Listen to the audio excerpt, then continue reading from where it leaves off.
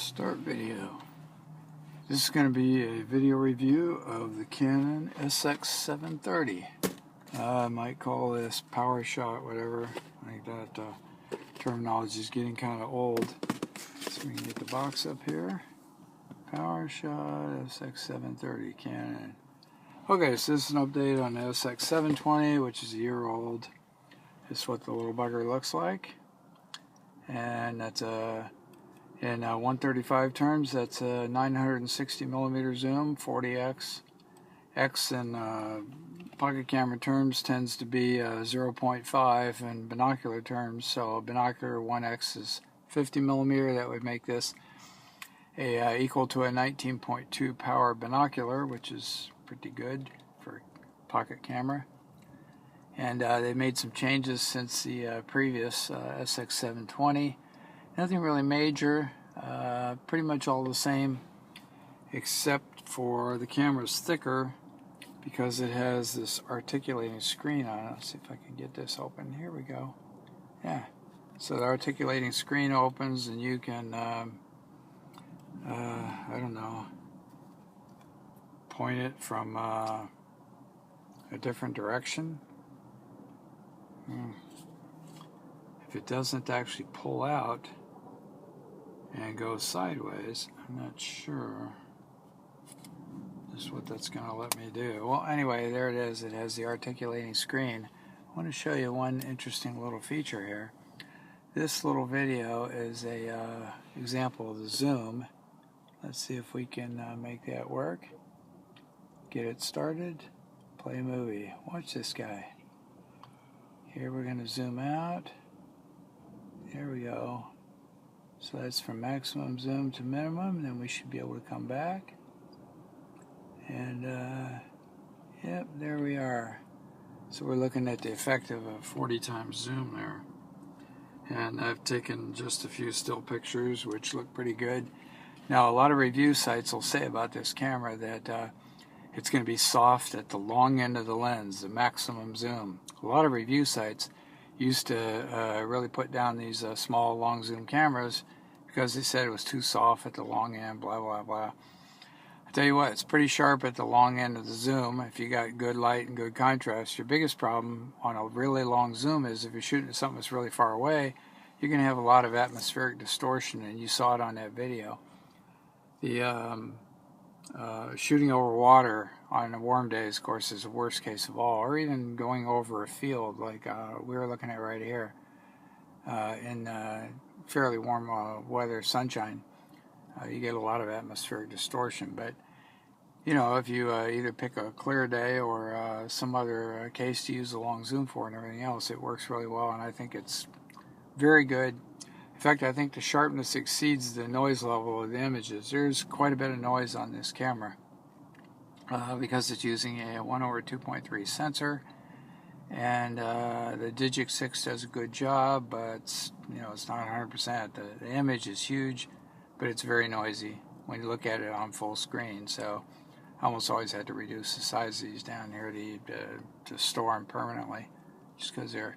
Or you could get a noise processor and see if you can work that out. But anyway, image quality is great. Zoom's amazing. You could go get yourself a really big camera with a 100 millimeter lens on it, pay thousands of dollars for it, and if you take the image that you shoot at a certain distance and blow it up so that it looks as big, so your target looks as big as it does on the long end of the zoom here, this camera still wins. There's no substitute for a really good optical zoom lens, even if it's cheating by using a tiny sensor. So no surprises here. This is the, focus in on this. It's the battery compartment and the memory card compartment up here. Standard SD cards. Battery is the same as the previous camera and probably several generations back. It's pretty minimal. I forget what it is, somewhere between, actually look at the battery, it's somewhere between 700 to 1100, and I can't remember, but I've got one right here. Here's one, take the little stopper off of it, What does it say? There we go. That's not as bad as I thought. 3 point. Yep. Better turn that around the other direction. And see if we can focus in on that there. Can we see that? So anyway, it's 1250 mAh, 4.5 whatever watt hours, 3.6 volts. It's pretty good. The battery meter on the SX-730, the battery meter would take a sudden dive. It would show 3 buttons for a long time, then it would show 2, and then not very long after 2, it would go on red. So hopefully this one will be better. Don't really know. But anyway, so much for the battery compartment. Then here we have the HDMI and charge compartment. And this camera, I believe the battery can be charged inside the camera, although they did supply a charger in the box. Some of these Canons I've actually had to buy an extra charger for. But in this case, get this little thing out of the bag here. They supply a, oops, oh, it's clumsy. They supply a nice little charger here. It even has charging status lights on it. The plug flips out, so it makes it more compact to put away somewhere to carry, which is very nice. Well, let's see what else we have here. It's the same, like I said, it's pretty much the same as the previous camera. You push this little function button and you get some quick menu items. And then you push the regular menu button and you get the menu items. And pretty much everything's the same. There's Wi-Fi and we might have Wi-Fi in a previous camera, but this one actually has Bluetooth. And if we're looking on the menu here, there's a Bluetooth symbol there. It looks like it's not turned on yet. You can see it right up there. It's the gray one up in the upper left corner, just below, you know, catty corner to the right of the P, lower right of the P, which is program. And I'm using a program setting on the dial up here. There's scene modes, automatic modes, all kind of stuff. I've done time exposures on here that works pretty good. And let's see, there's a zoom lever, on-off button, and a separate video button. Microphone up on top. And we looked at the articulating screen. We have that quick zoom button on here, which is, if we're zoomed all the way out, let's see, like so. Maybe I can do this. You push the quick zoom button here, and it's supposed to, yeah, there it goes. Quick zoom out with that. It's a way to find something that you can't find because your focus so narrow with a long zoom that you just can't find it. And then there's a Wi-Fi button there. Then we have the other stuff, you know. There's some things missing on here, though. For instance, there's no settings under JPEG under program for, and I presume it's aperture and shutter priority also. No settings for sharpness, saturation, brightness, and so on. And some cameras have that. This doesn't have that. Like I said, it has a Digix 6 processor, which is the same as last year, which is pretty good. Wish they had upgraded it.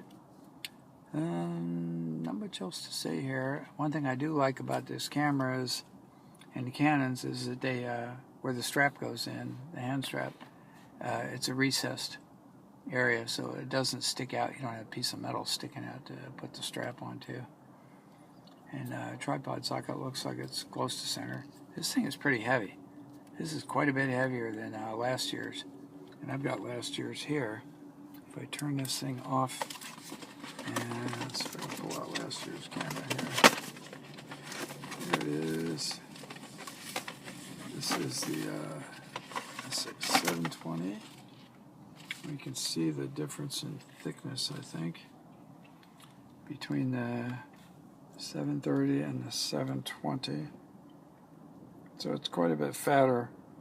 It looks like it's not just the articulating screen that makes it quite a bit fatter, but the camera body itself is considerably fatter. Let's look on the end with the projection up here for the grip. Oh yeah, the body is quite a bit fatter, and then the screen on top of that. So It's a much bigger camera, and if you got a case that fits the other one snugly, you'll need a new case. But anyway, I don't know what else to say about this. It's an amazing camera. There's nothing quite like it. If you want to take a shot of the moon or something and get features that you can actually see in 3D, then if you want a camera that matches this with the same zoom, it's going to be a big camera. It's going to cost a fortune, weigh about 20 pounds. I've shot with the Canon G3X, which is a 600mm effective zoom, 1-inch sensor, 4 times bigger sensor, better image quality, but when you get to the necessary enlargement to match this right here, it's not even as good. So that zoom really makes a heck of a difference. And there we are on the SX-730 Canon, brand new. And this is $400. Thank you very much.